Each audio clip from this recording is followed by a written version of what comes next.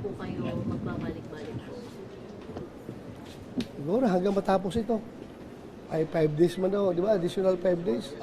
Yung kanya kuan din na baka kahit na hindi na abot ng 5 days basta makuha ko ng assurance na hindi na magpa-panic attack si Laika. Pwede na siguro akong umuwi sa bahay. So sinabi po ba kay Laika na na-extend yung Oh, alam niya. ano reaction niya, sir? Malungkot. Pero wala tayong magawa. That is beyond our control. Yung decision ng committee doon sa House of Representatives. Pero sir, may information na ba kung dito lang siya or pwede pa siyang i-transfer sa correctional? Paano po? That we don't know. Kung anong plano.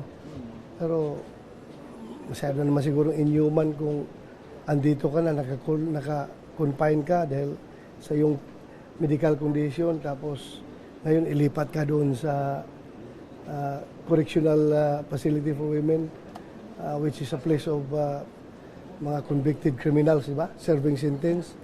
Mukhang hindi naman siguro maganda. Sana they have to take into consideration yung bagay niyan.